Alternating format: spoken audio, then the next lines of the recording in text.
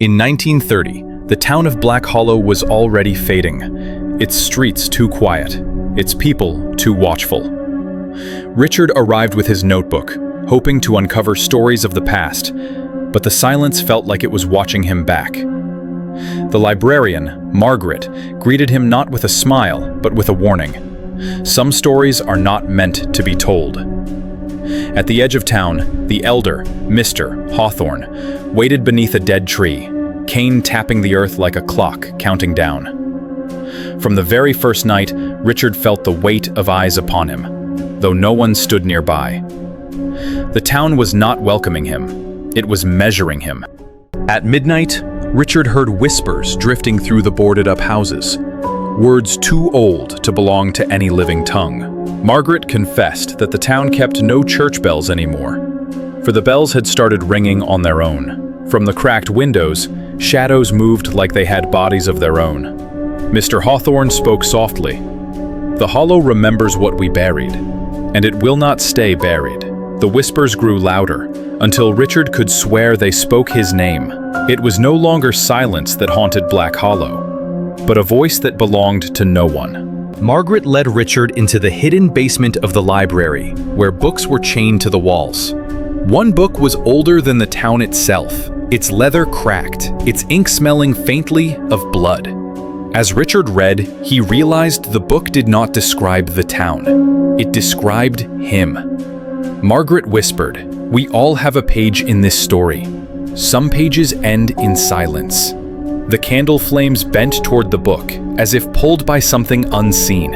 In that moment, Richard knew the hollow had chosen him. That night, Richard dreamed of a bell tower that did not exist in the town. The bell tolled, and each strike shook his bones like thunder. He saw Margaret chained to its walls, whispering words that turned into smoke. Mr. Hawthorne appeared, but his shadow stretched far longer than his body. When Richard awoke, his bed sheets were damp with soil, as though he had been buried. The hollow no longer waited for dreams. It had begun to touch the waking world. Mr. Hawthorne finally revealed the truth. The town was built on bones, not stone. Every house stood above a grave never marked. The settlers had made a pact, and the hollow demanded payment still. Hawthorne himself was not elder by choice. He was chosen to carry the town's curse. He looked at Richard and said, "It was always going to be you next." The pact would not break. It only shifted. Fog rolled into Black Hollow, thick and choking, swallowing the streets whole. Richard and Margaret wandered blind, their lanterns no brighter than matchsticks. From the fog, shapes moved, too tall, too thin, whispering in voices not their own. Margaret clutched Richard's arm. They're the ones who were buried. The ground trembled, as if the town itself breathed. In the fog, Black Hollow was no longer a town. It was alive. The phantom bell tower rose from the fog, taller than any building that had stood before. The bell tolled, and every window shattered in unison. Margaret's lantern burst, yet she kept walking toward the tower.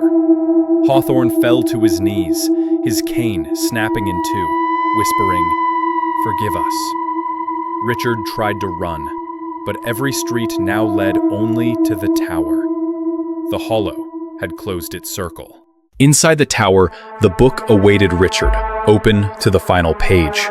His name was written there, but the ink was still wet. Margaret stood beside the book, but her face was no longer her own. Hawthorne vanished into dust, his duty complete. The bell tolled once more, and the page turned on its own. In Black Hollow, no story ends. They are only rewritten.